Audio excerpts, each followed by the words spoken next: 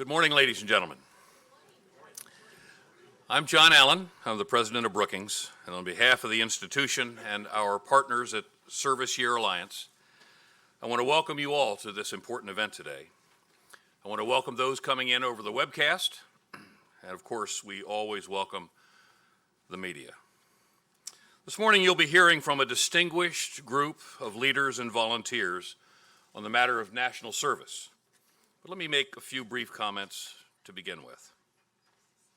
In such divided and turbulent times, we must look for ways to bridge society, to bridge the divides and to restore a sense of community. In recent years, much has been done, sadly, to burn rather than to build the bridges in our civic nation, leading to a growing culture of fear and distrust, incivility, and a reflex to retreat into the safety of tribalism. Our trust in institutions and our trust in each other has taken a beating and has in fact declined. And that decline makes it harder for us to solve some of the key problems we face as a country and as a people. From my personal experience, I know that when individuals from different walks of life have an opportunity to serve together and to serve their country and to do something bigger than themselves, they almost always live up to the challenge. In fact, they almost always perform magnificently, emerging from the experience better young women and men. And in the process, they learn a crucial lesson, that when you serve side by side with another person, it really doesn't matter who they are or where they're from. Bonds of trust will form and endure and often last a lifetime. It's time to consider whether we should be providing more opportunities for service, not just in the military, but importantly in the civilian sector as well. Research by our scholar Isabel Sawhill shows that Americans are enthusiastic about national service. And what she calls an American exchange program that would ask American families across the country to voluntarily host a young person from another community for as much as a year while they perform their service, that's groundbreaking. If provided with the right opportunities, Americans can work together across so many areas to prepare for and to respond for emergencies and disasters, to improve public spaces, to help our elderly Americans to stay in their homes, and provide training or career opportunities to low-income youths.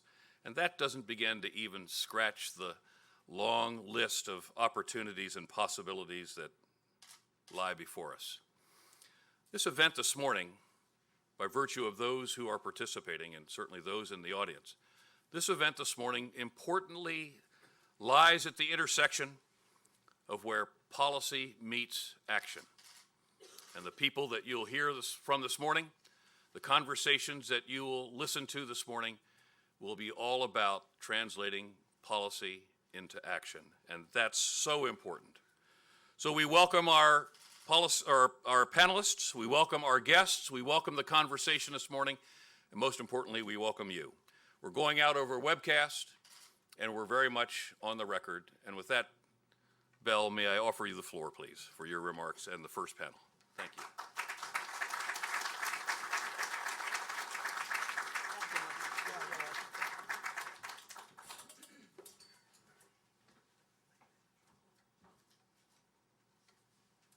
First panel should probably come right on up. Don't think they're a shy group.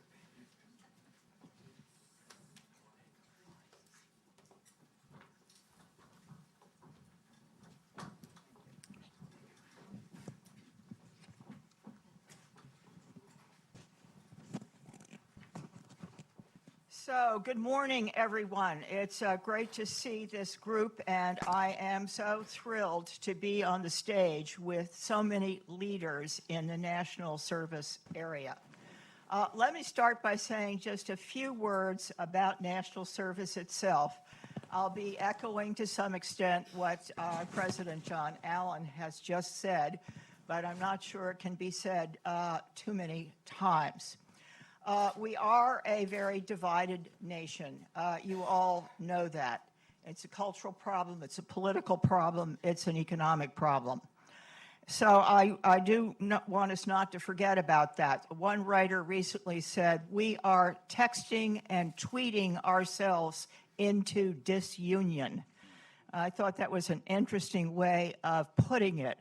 So we really need to have a good conversation about the potential of national service to bring us together again and to get us off of our phones and into our communities.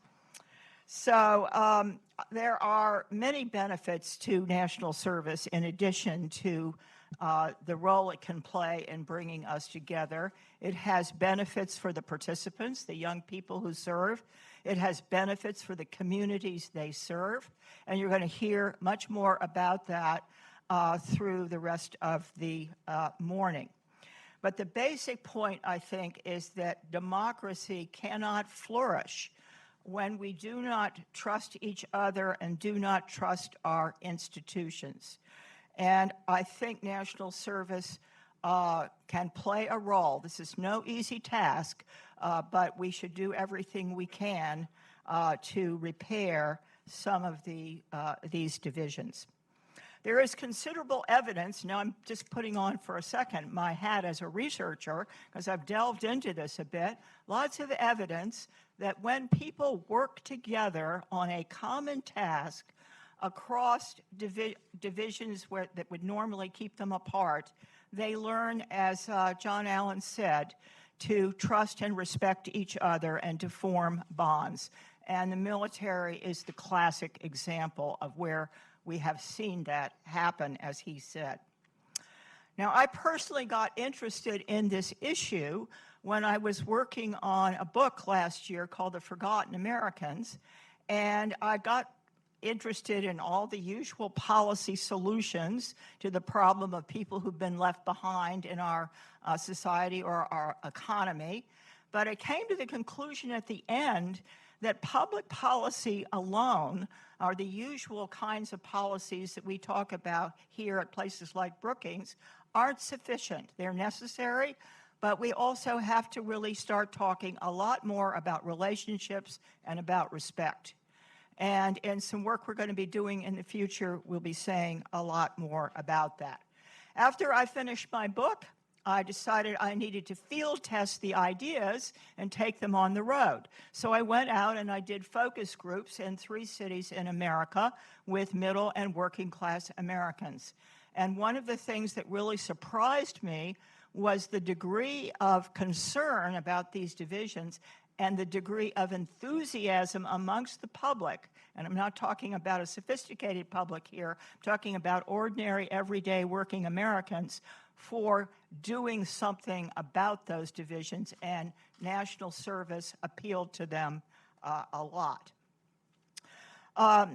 So I then came back and realized that at this point, I didn't know nearly enough. In fact, I knew very little about the work that was going on by all the people who are sitting up here on this stage. And I think it's just remarkable that they're all here today. I couldn't be more thankful to the fact that they made time to be here. I want to particularly call out our partnership with Service Year Alliance. This meeting would not have happened without their participation, and we got lots of help from the other groups on this stage as well. Now, I'm not going to do long introductions, but before I turn it over to them, because I know you want to hear from them now, I think I'll just say a brief word about each person. So Dr. Joe Heck is the chairman of the Commission on Military, National, and Public Service. Did I get that right? And that commission is going to be reporting back to Congress in March, and you'll be hearing more about their work, but I think it's very important. Barbara Stewart is the CEO of the Corporation for National and Community Service. the major federal agency that has responsibility for AmeriCorps, Senior Corps, and other service programs in the government. She has a wonderful background in nonprofit management, and from everything I've been told, Barbara, you are fulfilling that role very well in your current post. And next we have Deval Patrick, former governor of Massachusetts. I just finished reading your book about how you began on the south side of Chicago, went to Milton Academy, ended up at Harvard and Harvard Law School, if I remember correctly, and are now have now served in some of the highest positions in the land. It's an inspiring story. So thank you, Governor, for being here. And last but definitely not least is Jesse Colvin, the CEO of Service Year Alliance, who also has one of these multifaceted backgrounds that's equally impressive to everyone else's. But without further ado, I'm going to turn this now over to Dr. Heck. Well, thank you, Belle, and good morning. And my thanks to Brookings and Service Year for putting this together and for hosting us this morning, as well as my thanks to all of you, either in the audience or watching over the web, who have served, will serve after hearing this morning's conversations, or are currently serving.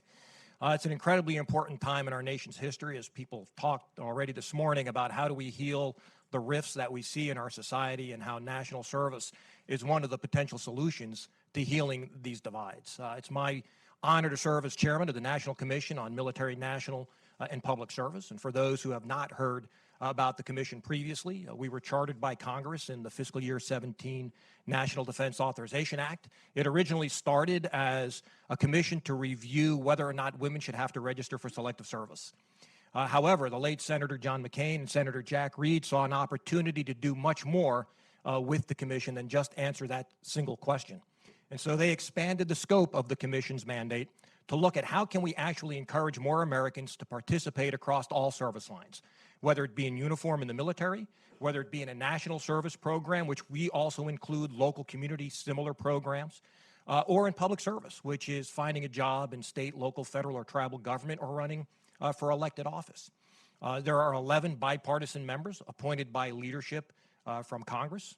I am blessed to have a very incredible group of thought leaders across the service spectrum, representing diverse ideas.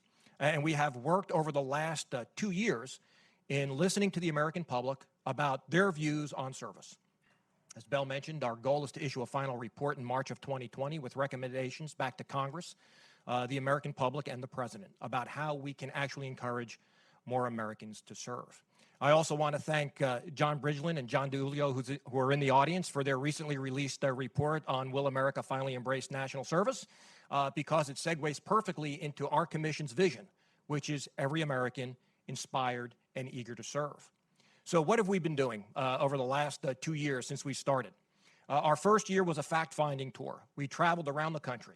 All 9 census districts, 15 states, 24 cities, met with over 300 organizations, and received literally thousands of public comments, either at our public meetings or via the internet, via our website. We looked at what encourages people to serve, why aren't people serving, what are the obstacles they are facing for those who desire to serve but aren't. And so after we went around the nation on this listening tour, we came back and issued our interim report, which, for those of you who have not yet had an opportunity to read, is available at our website, inspiretoserve.gov. That's inspire, the numeral 2, serve.gov. And in that report, we talk about who we are, where we've been, and where we're heading. So based on that year's worth of research and public listening, we came up with some potential recommendations on how to encourage more Americans to serve. In the second year, we traveled to another 10 states, held public hearings where we listened to 68 policy experts, received 40 statements for the record, issued 8 staff memorandum, and started to vet some of the potential policy recommendations that we have under consideration. Upon completion of those public hearings, the Commission is now in its deliberative phase. We are now reviewing all of that information with the goal of compiling our report, which hopefully will be on time in March of 2020, that will lay out the recommendations that the Commission does want to put forward. So In my remaining time, I want to stay at kind of the 30,000-foot level, speak generally about where we're headed because in the interest of time, as a recovering politician, brevity in public speaking is not necessarily one of my strong suits, so I'll stay general and leave specifics to questions and answers. So what are some of the common themes that we've heard? What we first heard, and I guess isn't too surprising, is that we do have an incredible culture of service in this nation today. Wherever we went, we heard from Americans who currently serve, and we heard from Americans who want to serve. They just want to know how. So we look at this culture of service that we actually have now, what de Tocqueville described as one of the exceptional pieces of being an American in wanting to help our neighbors. And how can we nurture that culture of service into an ethos of service to where service is not just encouraged but expected, so that at a certain point in time, it's the individual who doesn't serve that is the odd person out and not the person who does serve. So that it becomes almost automatic as a rite of growing up. The conversation goes to, so what are you going to do for your service project? And how do we change that mindset and how do we change that culture? It begins, we believe, with a strong and robust civic education program.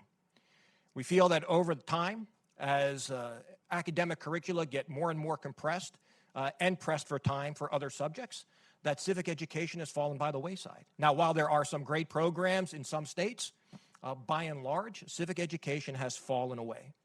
And how can you expect to encourage someone or expect someone to serve their community, their state, their nation, when they don't truly understand the rights and responsibilities that go along with being a citizen of this democratic republic? And it's not just simply a high school U.S. history class. It's how do we weave common themes of civic education throughout the curricula, regardless of subject, so that our youth are exposed to these important principles throughout their academic life. It builds into experiential and service learning, where perhaps in middle school there is a finite service project that a middle school class has to do. A project with a specific goal done over a specific period of time to introduce them to the concept of actually serving. Move into high school with perhaps a semester of service. Right? We all know that spring semester is pretty much of your senior year is, kind of shot. You're either waiting to start your job or go to school. What if that was spent in completing a service project over the course of a semester? Perhaps there should be service fellowships where post-high school or even post-college, you have the opportunity to get a voucher to go serve a fellowship in a service program of your choice.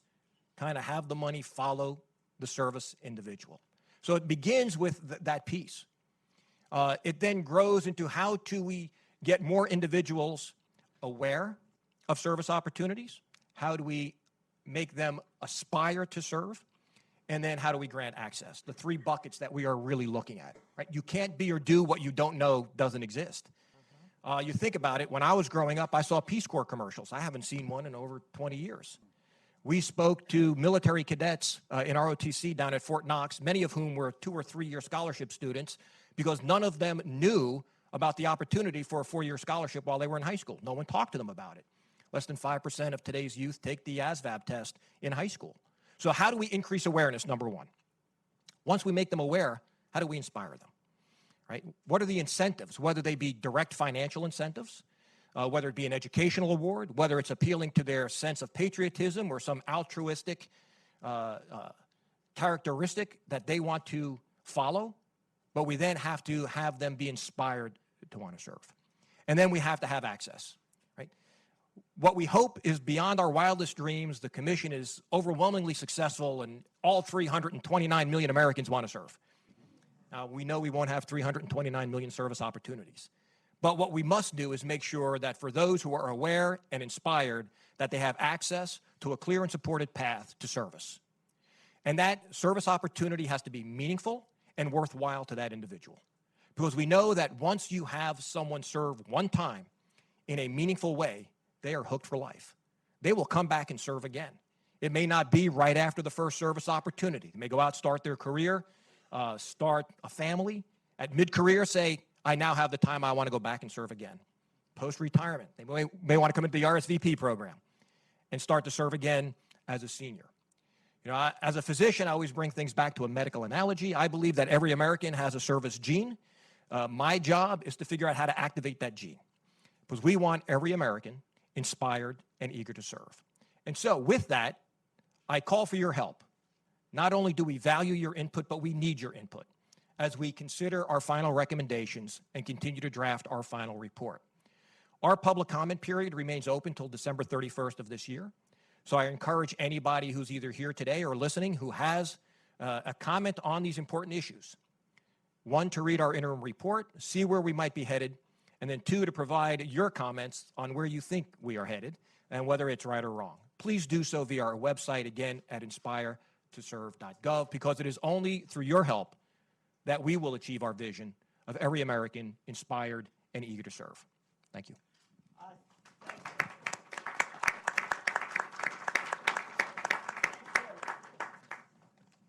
That was inspiring, hearing about inspiring. Barbara Stewart.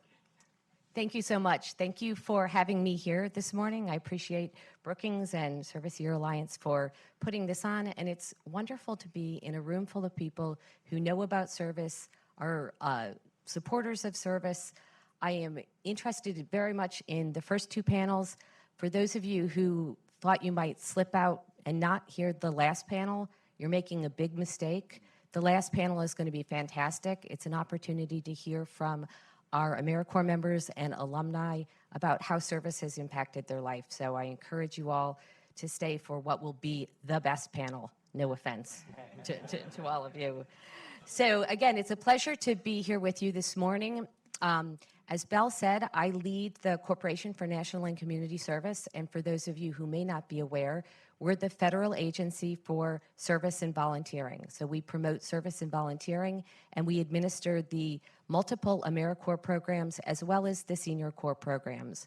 We also work to inspire all Americans to volunteer outside of national service, and I'm pleased to report that the percentage of Americans who are volunteering in this country is slightly on the rise, which is terrific. 77 million Americans volunteered in their communities last year.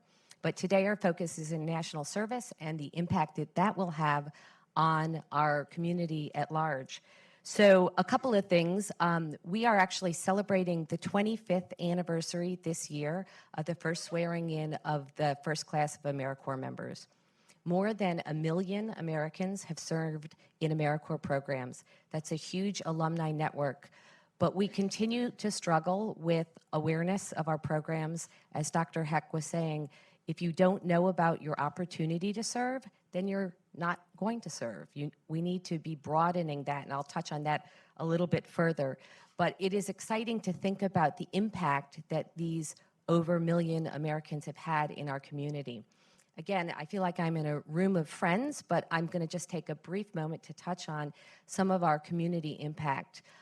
Again, that you're probably well aware of, but more than half our resources support national service programs that support education. Education, which could be mentoring, it could be working with underprivileged children to make sure that they are grade ready, education in various forms. We also have the ability to work on a broader array of programming, and so many of our AmeriCorps members are engaged with workforce development, helping veterans and military families achieve their potential, working to improve the environment, helping after disasters, and I am forgetting some of the other fantastic things that we do, that our AmeriCorps members do, but the kind of impact that they're having in communities is demonstrative and really meaningful. Something that we maybe haven't talked about as much historically is the impact that service has on the member. So we do an alumni member survey, and again, this won't surprise you if you have interacted with our AmeriCorps or Senior Corps alumni, but there are so many significant benefits to service for the individual who serves. One, particularly for older volunteers, is a health benefit. But when we see the developmental benefits of younger people who serve in AmeriCorps, it's really awesome. We see that they are better at problem solving. We see that they are better at working with individuals who are from backgrounds that are different than theirs. We see that they're better at time management. They're better at financial management. They're more confident and self-assured. In short, they're developing into the kind of individuals that any employer would seek to hire. And frankly, anyone would want to be a neighbor with. So service is really a developmental experience that is significantly meaningful for the individual that participates. Also, it's been touched on a little bit in this so far this morning, and I anticipate we'll continue to discuss, is the impact that service has on society. At a challenging time of divisions within our country, serving shoulder to shoulder with someone who may be from a different socioeconomic, geographic, philosophical, different background from yourselves is arguably the best way to learn understanding about other people. And I see this time and again. I've had the pleasure in the 20 months that I've been in this current role to see an awful lot of amazing AmeriCorps members and senior Corps volunteers. But if you'll indulge me, I'm just going to speak briefly about an opportunity I had to see a team of AmeriCorps members serving in Florida after Hurricane Michael.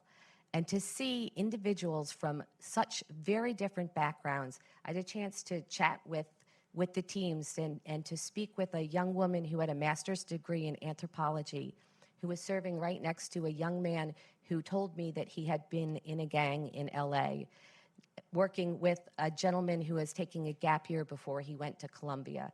And I could go on, but just a really interesting mix of committed individuals who were serving in a community that wasn't even their own. They had traveled to Florida to help people that they will never see again, but whose lives they've changed. And this is just one little anecdote. There are hundreds and hundreds of thousands of similar anecdotes going on every year with AmeriCorps members. So I just share that as an example of the bridge building that occurs when people are working shoulder to shoulder with people who are very different from theirs in terms of their original background, and how that does serve to bring us together as a country. So do we need more national service? I think that's going to be also a topic of the day, and I would argue absolutely. We absolutely need more national service. As the individual leading the organization that implements our national service programs, though, I would just throw out a couple of cautionary comments. One, if we're to grow national service significantly, we need to be investing in our nonprofit infrastructure.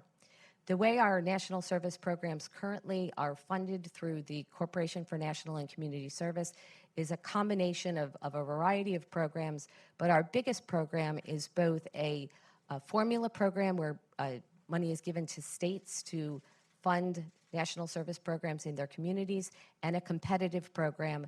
And while there's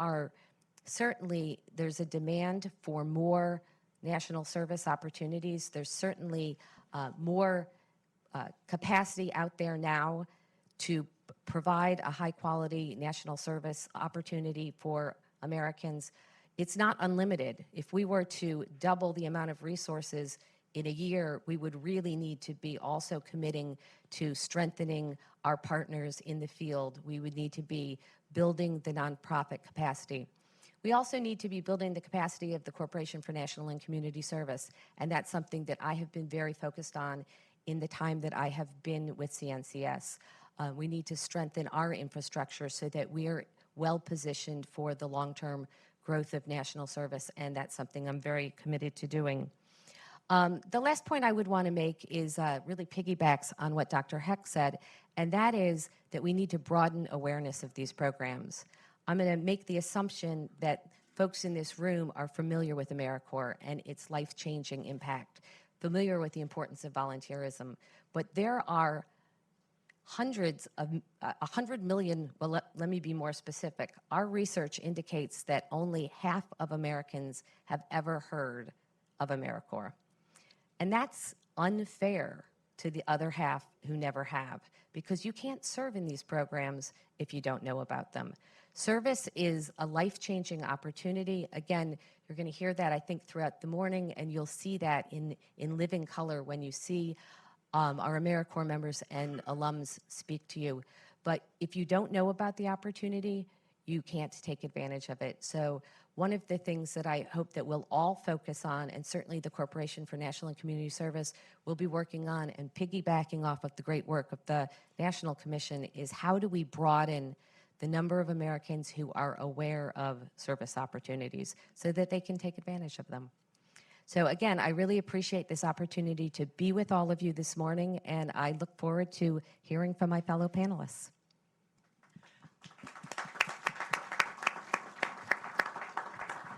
Barbara, thank you, and thank you for your service. Governor. Thank you, Bill, and good morning, everybody. My thanks also to Brookings and to the Service Year Alliance for convening us all here today. I am not surprised that there's a through line quite common from General Allen through Bell and my fellow panelists. I'm just a little sorry that I have to come near the end because you've all heard it before, and I think most of you are here because you already believe it. Jesse, I'm sorry for you. You're the very last. I too very strongly believe in the importance of national service. I want to make a point about the urgency of moving toward national service, indeed universal national service, and tell you why. As Bell said at the outset, I grew up on the south side of Chicago in the 50s and 60s, some of that time on public assistance. Generally not thought of as the garden spot. It's usually thought of and aptly and rightly described as a place of deprivation and often about things we didn't have. But one of the things we did have was a very strong sense of community. Because that was a time when every child was under the jurisdiction of every single adult on the block. You messed up down the street in front of Miss Jones, she'd go upside your head as if you were hers. And then call home, so you've got it 2 times. And I think what those adults were trying to get across to us was that membership in a community is understanding that you have a stake in your neighbor's dreams and struggles, as well as your own. That we are about common cause and common destiny. Fast forward a few decades to a meeting I attended a summer ago, so this is 2018 in Aspen, of a smallish group on a bipartisan basis of former secretaries of state, NSA leaders, and other senior diplomats and security officials. And we had a briefing in that meeting about what the Russian interference in the 2016 election was really about. Much of this has been reported on since. The pattern and campaign of misinformation and disinformation, the ways in which conspiracy theories were fomented, even to the point of organizing rallies by invisible and unheard of and in fact unreal candidates and causes to which people came and made their presence felt. The charges of voter fraud and interference that were so often repeated that they became, for some, accepted fact and evidence of a rigged election. And now we're learning that much of that effort was organized around race. And it struck me then, as I listened to all of that chilling detail, not just how brazen it was to undertake to undermine our democracy, not just how insidious it was to do so essentially by turning us on ourselves, but how easy it was. How easy. And it was easy because we don't know each other. It's harder to call someone a name, to marginalize someone you know. It's harder to dismiss a different point of view if it comes from someone you know and have learned to respect. I remember the morning after I was nominated to head the Civil Rights Division in the Justice Department, the very next morning I was asked by Senator Kennedy, my senator, to come up to the Hill and to stand just outside the doors of the Senate and shake hands with senators as they came off the floor for a vote. And this nervous 30-something-year-old nominee coming in after quite a lot of trouble in filling the position and all the controversy that went around this. You remember this, Bill? And there I was, and I must have shaken hands with 70 senators. And I remember afterwards asking the senator, why did we do that? And he said, because it's a lot harder to attack someone whose hand you've shaken.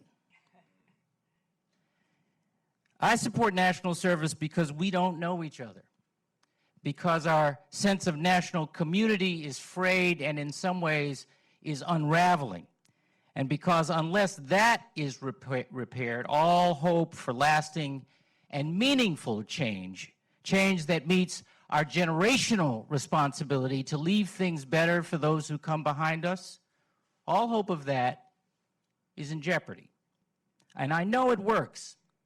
10 years ago, this coming January, as part of the second inauguration of our administration in Massachusetts, we launched an initiative called Project 351, which brought together 8th graders from each of the 351 cities and towns in the Commonwealth around service. And we gathered in Boston. We had a service project we did together. We talked about service. We celebrated service, and then we charged these 8th graders to go back to their communities and be ambassadors, indeed evangelists for service.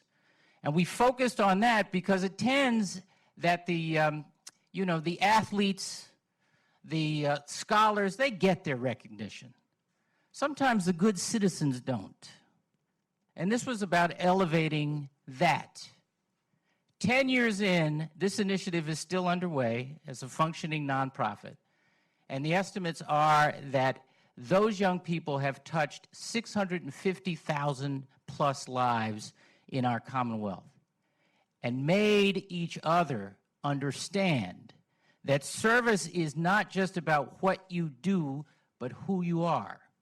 It's about learning and modeling the importance of turning to each other rather than on each other. And that is how community is built in small ways or nationally. And we are hungry for and needful of this today, right now.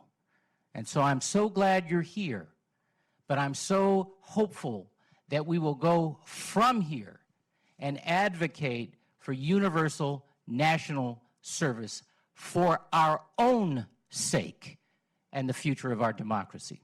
I'm delighted to be with you. Thank you.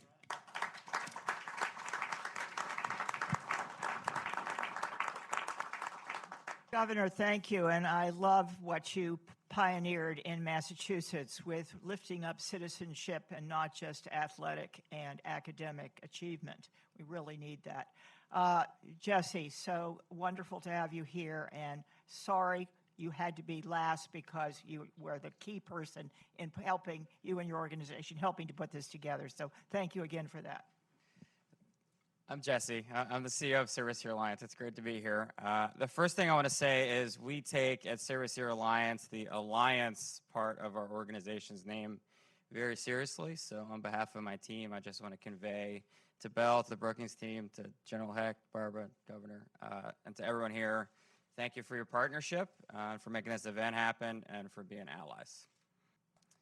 As the youngest person on stage, who was hired to be a next generation leader to usher Service Year Alliance into its next chapters, I want to share two things with you this morning. The first is I want to share the perspective of a leader of a team who aspires to stand on the shoulders of the giants of those who built the national service movement and who aspire to take the movement into its next phases. And second, I'm really excited to tell everybody about our Serve America Together campaign. I am an elder millennial, which in plain English means when the 9/11 attacks occurred, I was 17 years old. I was a senior in high school, and my initial reaction was to get the military recruiters on the phone. That was the first of many near heart attacks I gave my hippie parents. I decided to root and ground my pursuit of service in education. So I went to college, and I studied Arabic, and I studied the Middle East. And then afterwards, I went to Syria, and I taught English to Iraqi refugees. This was 2006, so the war in Iraq was nearing its lowest points. I could see from Damascus that if we got it wrong in Baghdad, the violence would spread over from Iraq into Syria and throughout the rest of the region. So I came home and I joined the military. I served in the Army. I served as an Army Ranger. I served as an intelligence officer, served 4 combat deployments to Afghanistan. It's in my military experience, especially in Afghanistan, where I learned the power of what happens when Americans from all walks of life join together to tackle shared problems. It's the powerful connective tissue that occurs when you share a foxhole with your fellow Americans.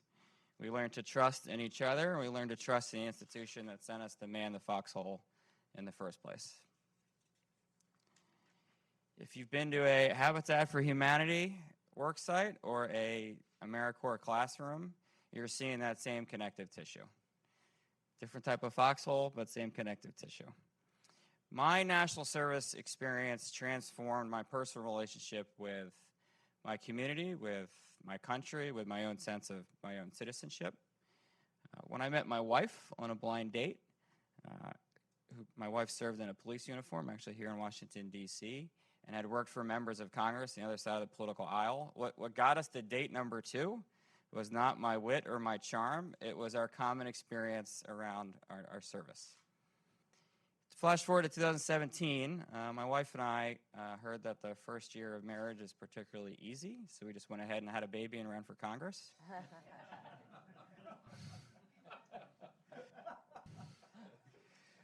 On the campaign, we built a coalition that extended from a Bernie Sanders chapter over here all the way to members of the President George H.W. and W. Bush administrations. But to be a candidate on the campaign trail in 2018 was to have a front row ticket to the divides, the tearing apart of our civic fabrics, along socioeconomic, political, religious divides. And it was a glimpse into a very dystopian future, which will be our country, if we don't invest in solutions that unite us. So that's why I'm so excited about national service, especially service years, because I believe they have the power, and we at Service Year Alliance believe they have the power to bring people together in common cause. At Service Year Alliance, we see the best antidote to the divides that we have been talking about this morning as service years. And that's why I'm really excited to talk about our Serve America Together campaign. So Serve America Together campaign, the purpose of the campaign is to make national service a part of growing up in this country. It has 3 goals. So first, we want to elevate and make national service a key issue in the 2020 presidential campaign. We want candidates to be asked about and to be expected to have plans the same way you would expect for healthcare or trade or foreign policy. That's number 1. Number 2, we want to advance and elevate and push forward legislation at the federal level around national service. And number 3, we want to advance an ecosystem of partnerships and ideas and policies that are going to make national service something that every young American, it should be a common expectation and opportunity that they have. It is a first of its kind coalition, and we are drawing upon leaders from both the civilian and military spheres. We have a phenomenal group of leaders leading it. It's General Stanley McChrystal, who happens to be our board chair at Service Year Alliance. We have Secretary Bob Gates, Secretary Condoleezza Rice, Ariana Huffington. We have Governor Patrick as one of our co-chairs. We were very honored and lucky to have your voice and to be in our corner, sir. When we launched the campaign in June, we also launched a presidential challenge. So the challenge is to the 2020 candidates to make national service a priority in the first 100 days of their administration and to roll out big, bold, ambitious plans to scale and make national service a priority. 3 candidates have directly accepted the challenge. Mayor Pete is the highest profile of those. Many other candidates have rolled out, they have not accepted the challenge, but they've rolled out big, bold plans around national service. We want every candidate to accept the challenge. We can live with, at the end of this, every candidate having a plan for national service, the same way you would expect them to have a plan for health care. We at Service Year Alliance think national service is actually inevitable. We think it's inevitable because we're talking about the civic divides. We are about to enter a political phase beginning in Washington where those divides are only going to deepen. We think at some point as these divides get deeper and deeper and our fabric is continued to be torn apart, that we're going to have leaders grasping for solutions to help bring us back together, to unify us. And we think national service is the best antidote. So for us, our message is, rather than start 5, 10, 15 years from now, to echo what Governor Patrick said, it's an urgent moment, and let's get started right now.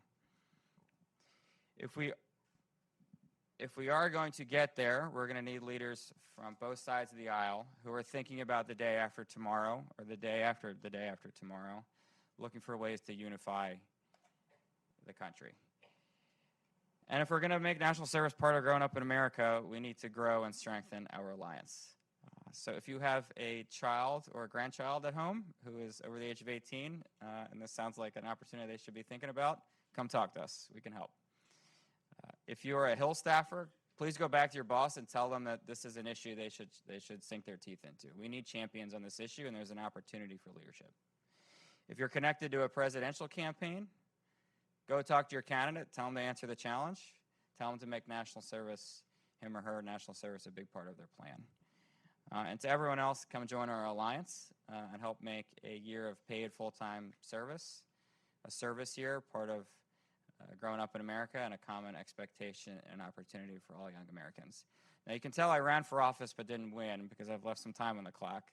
So what I'm going to do is I'm going to ask my members of my team here to raise their hand. We have a good chunk of our team here. So if you have questions about Service Year Alliance, about service years, how you can get involved, there's some great Americans raising their hands right now. So I just want to echo once again, thank you very much. And thanks for the panel. Thanks for being here, and can't wait.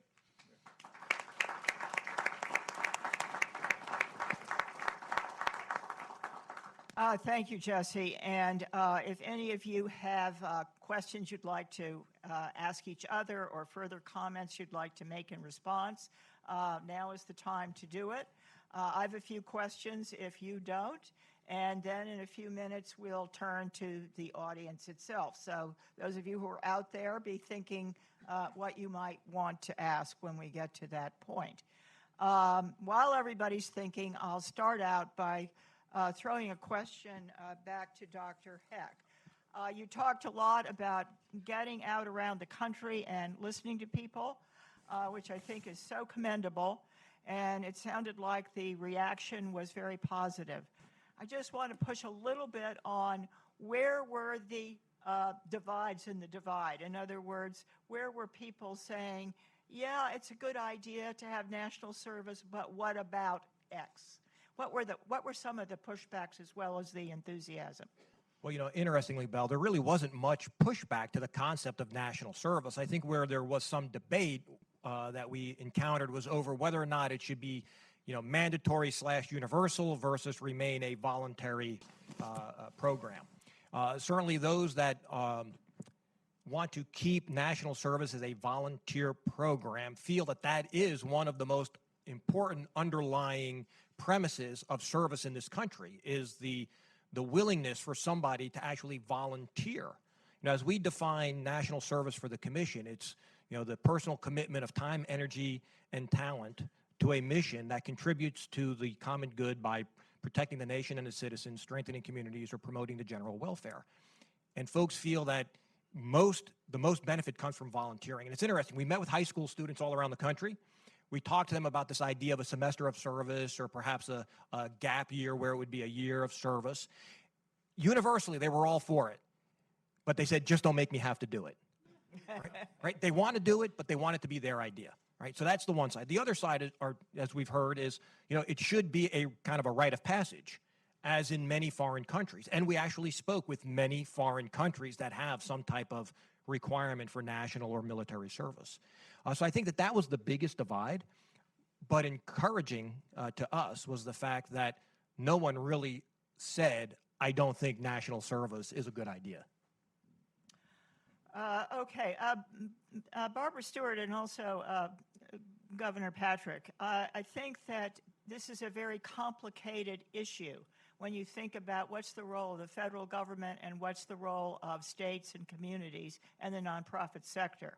And I'm sure as a management challenge in your current position, you've had to struggle with that as someone who served as governor. Would you all like to say anything more about this difficulty of making these very complicated partnerships work and managing a federal agency like the one you're in right now? I'd be happy to take a stab at that, and then the governor may have some ideas as well. But our programs really are all about partnership. So, for example, the federal government is the largest funder, but all of the resources that we deploy against national service are matched. And so the billion-dollar investment that the federal government makes in national service it actually translates into over $2 billion of investment. States, local governments, and nonprofits are a big piece of that. A significant amount of our funding flows through state government, so we have partnerships with state commissions. It does create some complication. It also creates a big web of partnerships and alliance, as Jesse was saying, which I think is one of the strengths of the national service ecosystem, but it also creates some real complications.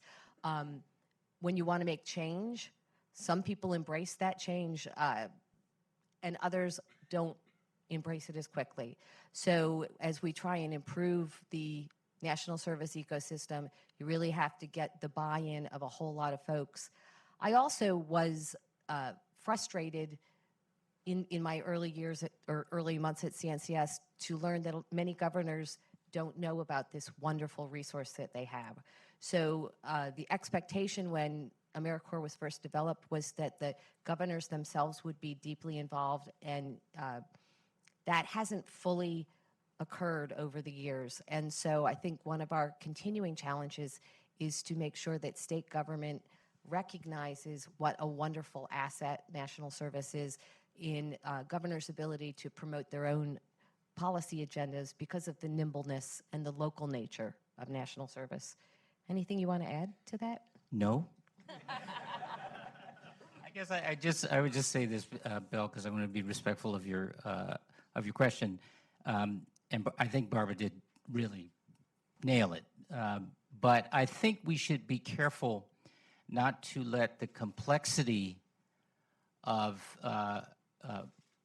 broadening a program of national service, and in my view it should be everybody, dissuade us from the importance of doing so. It may have something to do with the pace at which we get to everybody. But the notion that service would be available only to those who could afford to take the time and not everybody, including those who need an income in order to be able to do it. The notion that that there isn't profound unmet need all over the country that is met in part by people taking responsibility for that dimension of their community, and indeed the development opportunities that have been talked about over and over again here today in doing so. And I think in a way, sooner or later, America, we're going to have to decide whether we're a country or not. And, do we really mean to be one nation? And so I have a little bit that reaction when I'm saying, well, here comes the federal government again. This is not the federal government as if it is something out there. This is us, you and I. This is our democracy, our national community. And I think that the point that's been made a couple times about the importance of collaborating through other agencies, local organizations, and leaders to make service real across all of our differences is the strategy that worked for us in Massachusetts, and I think has worked nationally and can and needs to be scaled. Thank you. Jesse Colvin, I am sitting here wishing I was a elder millennial when I'm actually an elder. But I think it's great that your new energy is being added to all the efforts that are underway here. And you mentioned a lot about the Democratic political candidates who are or are not jumping on board with this. Do you want to say a little bit more about the politics of this? I think what you're hearing from most of the people up here is we'd like this to be a bipartisan effort, and hope it can be. And I don't want to, put you on the spot, but is that going to be a challenge? I'm an Army Ranger, which means I'm trained to be on the spot, so that's okay. I appreciate the question. This is a bipartisan issue. There are challenges we're going to have to deal with navigating Capitol Hill, but let's just start with real ordinary people. So if you look at polling across the country, this polls at 75–80% among Republicans across the country. It's higher among Democrats and independents. It's higher among young people. Every moment in the national service movement where we've had significant progress, it has been a bipartisan effort, regardless of which party was in the White House at the time. In a second, the vice chair of Service Year Alliance, John Bridgeland, who co-authored this paper we're talking about, Bridge was the chair that led the Domestic Policy Council for President George W. Bush. So that's part one. Part two is there's some things we're working on to help make the case. So we recognize that we convened a summit several weeks ago. We work with 10 impact communities, what we call impact communities. It's place-based work around the country, and it's 10 communities around the country. It's from Boston to Austin, Texas. The coasts are represented, the heartland is represented, the South. It's big cities. It's rural Appalachian, Kentucky.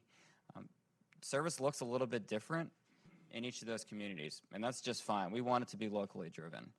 In some of those communities, the service years are being used to tackle opioids and the opioid epidemic. Elsewhere, it's how do we give people we call opportunity youth who've been out of work or school for a year an opportunity to really change their career trajectories and open up service years to people who frankly don't look like me.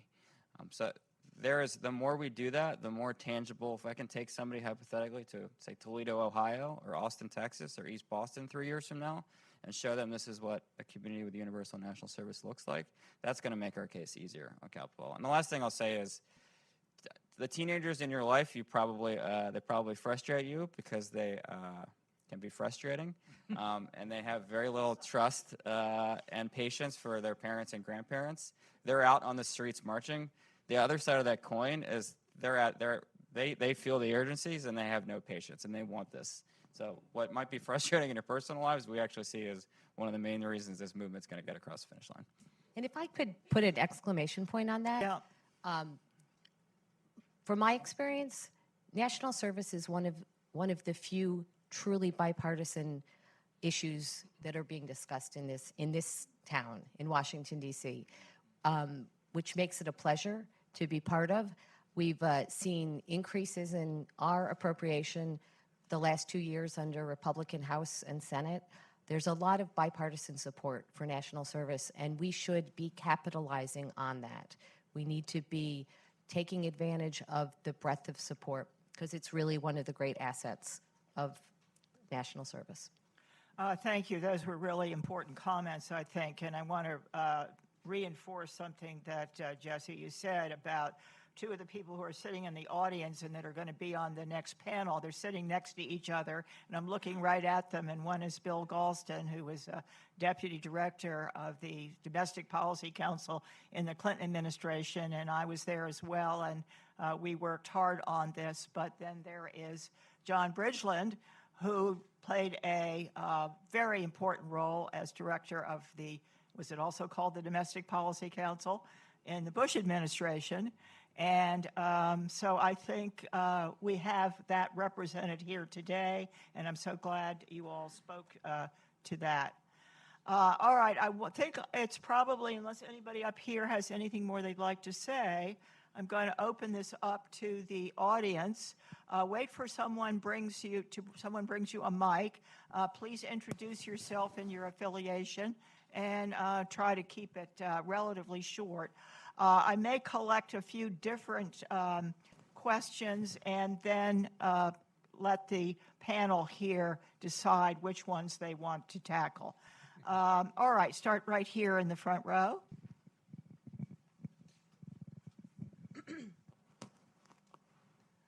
I'm Mitzi Wertheim with the Naval Postgraduate School, but I was the first person to join the Peace Corps Task Force the day that Kennedy announced he was making it a program. So I went from the Peace Corps to the War Corps. I believe in public service. I just have a recommendation. I think the most important thing in life is relationships. And I think that's a phrase that would be really useful to incorporate in what you're talking about. And when we live in a city where the president just destroys relationships, we really need to have other voices saying, this really matters. Thank you. Back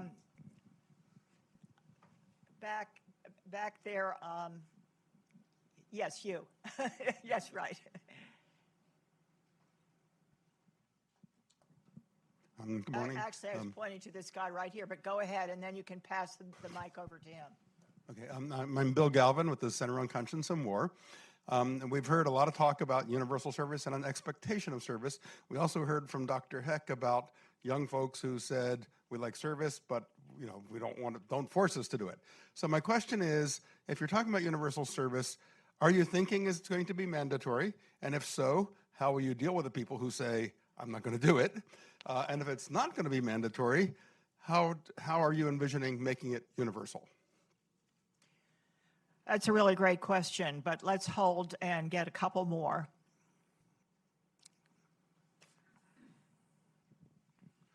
Hi, good morning. I'm Bob Reed with Peace Through Action USA. We aspire to implement national service. My question, any of you could answer it if you choose, is about income disparity between the service lines.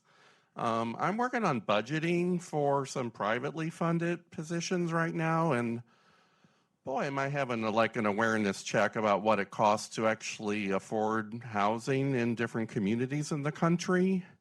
And an AmeriCorps living allowance at its highest level doesn't cut it. So I just think as we move forward, growing national service, we need to pay attention to, are we properly compensating the people serving, and also looking at the differentials, like a public service federal employee is getting a lot more than an AmeriCorps member, and of course military pays all over the place. So I just would be interested in that. Thank you. Right here. Great, thank you. First of all, a huge thank you to this panel. My name is Terry Babcock-Loomish. I'm the Executive Secretary of the Harry S. Truman Scholarship Foundation. So I share with you this business of public service, and I love your sentiments as far as this genuinely being an alliance. So first of all, what I would say is I'm keen to work with you. For those of you who are not familiar with us, we are the presidential memorial to President Truman. He didn't go to college. And so rather than having a brick and mortar monument on the mall, I love those, they're beautiful, but unlike the Washington Monument or Lincoln Memorial, we provide a $30,000 scholarship for each state-by-state competitive process for the most outstanding junior Pull the college. microphone closer. My apologies. Basically, we are a scholarship for young people making commitments to career in public service. Dovetailing on the economic question, I agree wholeheartedly with the sentiments here, but for so many of our scholars, it's an economic question. So it's not that they're not interested, it's not that they're not keen, but with college debt being what it is, with affordable housing being questions in so many cities, we want to make sure we can support them. So it's a way of saying, I hope this is the start of an ongoing conversation. We'd love to work with you, but I really think, as also a former government economist, we need to be thinking about how we make this sustainable and sustained, because the sentiment, the interest, the appetite is there. It's just hard when it comes to dollars and cents. Okay, thank you. I'm going to take one more, Bob, and then we'll come back to the panel to see if you all have comments on what issues that have been raised. Thank you. Like Bob Stein is my name, like Bell. I am an elder. I consider myself refocused. The panel emphasized the arguments and evidence that people would want to serve and would benefit from it. But how do you get the institutions who you want them to work with? And Barbara Stewart, you briefly mentioned that, because it takes time to mentor, train, and advise people. If you don't spend the time their experience isn't that good. So what incentives can you provide for institutions to take on these volunteers? These are all great questions and really do need to be grappled with. Anybody want to tackle one or more of them? So, yeah, if it's okay. So I'll kind of give the perspective of where the commission has gone on these issues, because we have looked at all of them. Certainly, the idea of when I say everyone who wants to serve should have a clear and supported path to service means that they should have the opportunity to serve and be paid a wage or a stipend that allows them to serve without suffering any economic detriment, right? We want all Americans inspired and eager to serve regardless of socioeconomic class. We hear a lot about the gap year. Well, it shouldn't just be about the affluent who can afford to take a year off between high school and college.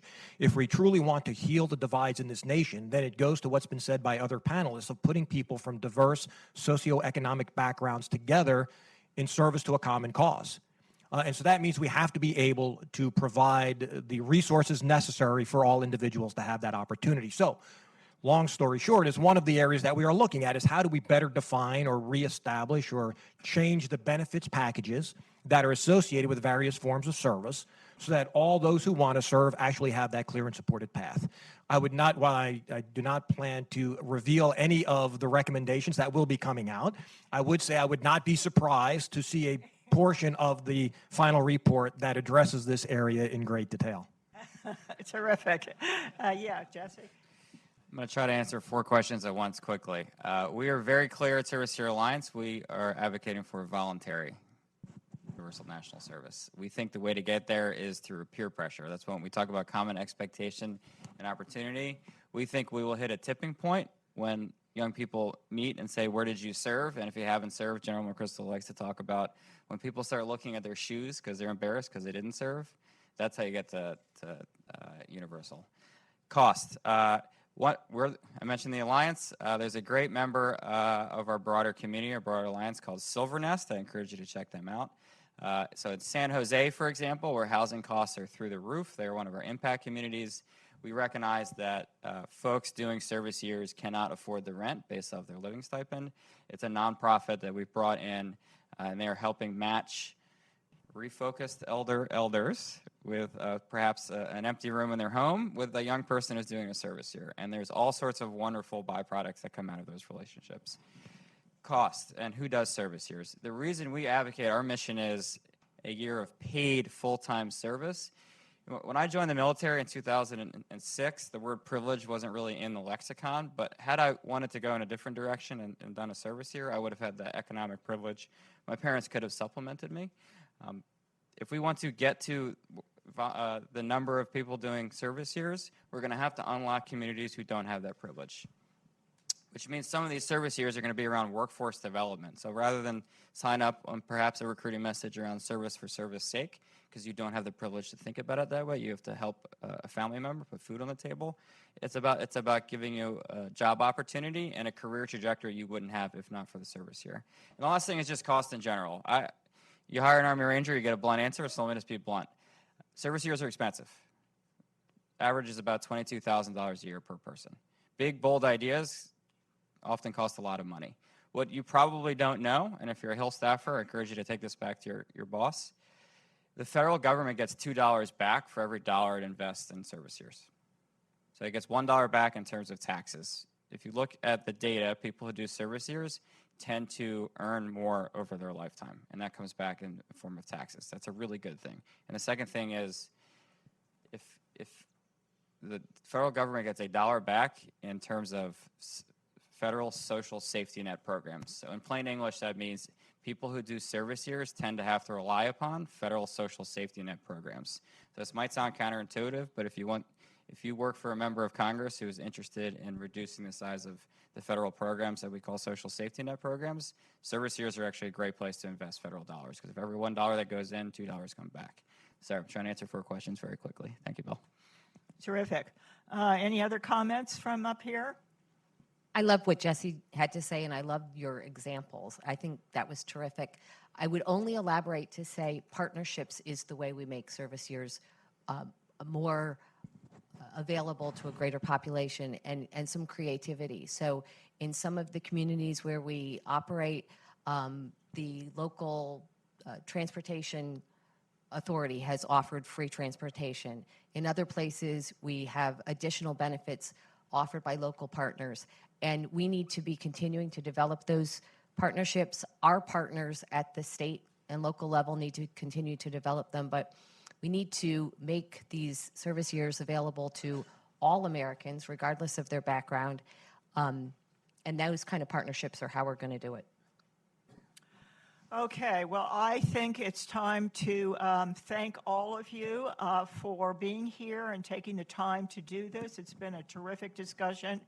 And we're going to take a 10-minute break now, no more, please. Come back because the next panel is going to be very interesting. And the final panel, as we said earlier, is going to be dynamite. So many thanks to all of you, and be reconvening soon. Thanks for watching. Be sure to like and subscribe for more videos from Brookings.